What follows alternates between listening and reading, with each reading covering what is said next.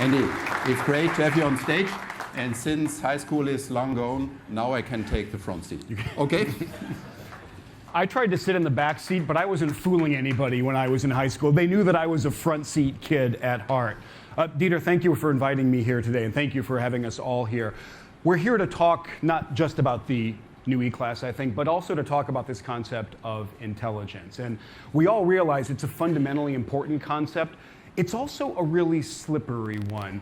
Marvin Minsky is one of my intellectual heroes. He was a legend in computer science at MIT, and he made a really good observation a while back. He said intelligence is one of these suitcase words.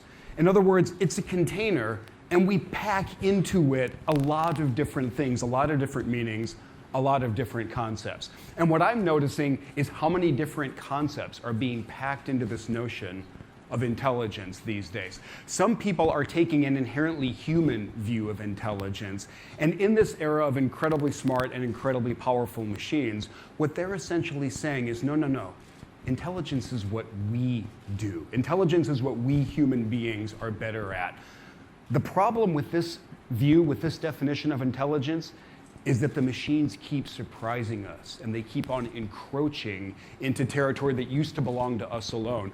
We should keep in mind that the word in computer was actually originally a job description for a human being. It was somebody who sat around and basically did arithmetic all day. Nobody does that anymore. That work has gone 100% digital. For hundreds of years, we thought the highest expression of intelligence was being able to play the game of chess at an extremely high level. We don't believe that anymore. For about 20 years now, the world's best chess player has been a computer.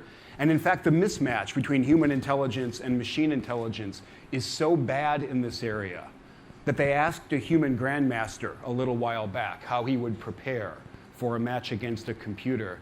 And he said, "I'd bring a hammer." So this notion of intelligence as this inherently human quality, this isn't working very well anymore. Some folk are taking exactly the opposite view, and they're looking at intelligence explicitly from the viewpoint of machines, and in particular, how much better the machines are getting. There's a word that we're hearing more often these days called superintelligence. And as it's phrased here by this community, it's a little bit of a scary concept. And the concept is what happens when the machines are essentially better at everything than us? What happens when they can do everything that our minds, our brains, our bodies can do? What's the outcome there? And most of the folk who have looked at this question or thought about it put out some pretty unhappy outcomes. And these include some really phenomenally intelligent people. Folk like Bill Gates and Elon Musk and Stephen Hawking are all worried about this concept of superintelligence. Elon Musk, in fact, says that we are in danger of summoning the demon with these incredibly powerful computers that we're creating. What they have in mind is what we're familiar with from lots of different science fiction movies. It's this notion that the machines are suddenly going to become self-aware, incredibly intelligent and powerful. They're going to start spontaneously communicating with each other.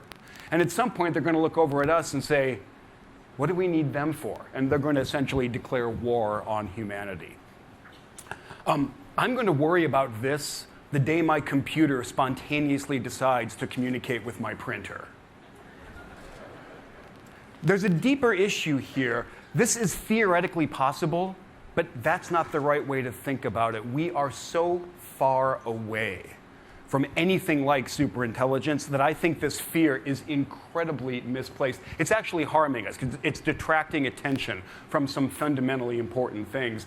I've had the good opportunity to talk to most of the pioneers in artificial intelligence these days, the people who are actually pushing the envelope on these things. And what they say is this nightmare superintelligence scenario, this is so far away from anything that they're currently working on. Over and over again, I hear there's nothing on our current trajectory of research or investigation that's going to get us to that point. My favorite way to think about this comes from a guy named Andrew Ng, who's absolutely one of the rock stars of the artificial intelligence community today. And he said worrying about these outcomes is like worrying about overpopulation on Mars. So I'm not that bothered about that. So there are these couple different ideas of what intelligence is, neither of them incredibly helpful. I went back to the dictionary and I found a definition that I found super helpful.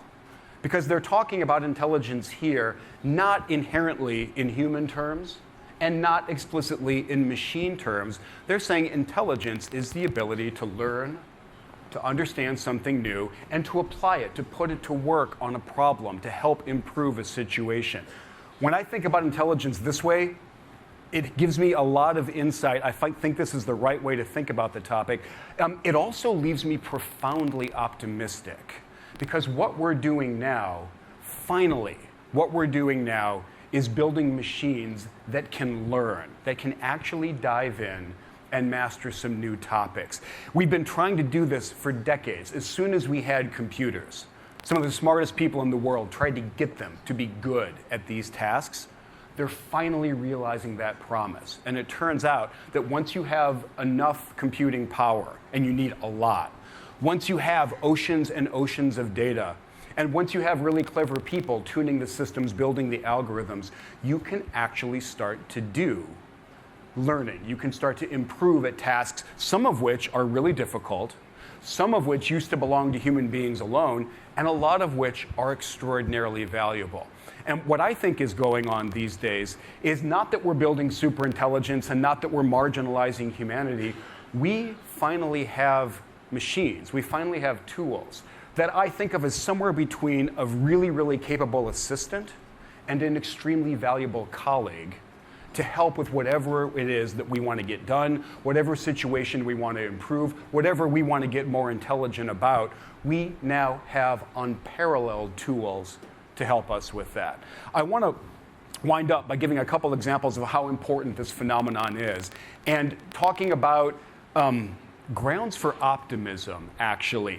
I feel the need to stress the optimism in a crowd full of journalists, because it seems to me sometimes that you all have internalized the lesson of if it bleeds, it leads, and bad news is really, really popular, more popular than good news.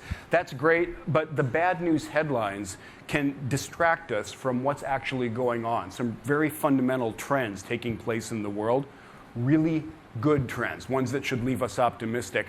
I think that our two most profound tasks are to improve the human condition and to tread more lightly on the planet. Let me show you some evidence about how well we're doing on both of these fronts. That red line there, that's the raw number of people living in dire poverty around the world. And you notice that even as population is going up, we are doing a better and better job of helping people escape the worst poverty. After decades of stagnation, it's no coincidence that as we are moving deeper into the computer era, we're lifting more and more people out of the worst kind of poverty. While we're doing that, in some really important ways, we are learning to take better care of the planet. This is a graph of how much we are consuming of some really fundamental building blocks of an economy: metal, fertilizer, chemicals, how much we're consuming year by year over the course of a century in America. You notice that U-turn right there at the end? We're finally using less of these materials year after year. It's not because we all decided to stop consuming. That's not what's going on. It's not that we all made a conscious choice to not use any more steel or not use any more copper. That's not what's going on. What's going on is we are, in the deepest way possible, we're learning to do more with literally less. There's no other way to accomplish that except with a lot of intelligence. I want to wind up by showing my two favorite pictures about what's going on in the world these days and how we're doing a better job of taking care of our planet. The first one compares what's been happening over the past century plus in my home state of Massachusetts. We're not tearing down the forests anymore. And the first time I saw this picture, I could not believe it was not photoshopped. But as the world is becoming more and more intelligent, we're actually seeing whales off the coast of New York City. I think that's a good note to end on. Thanks very much.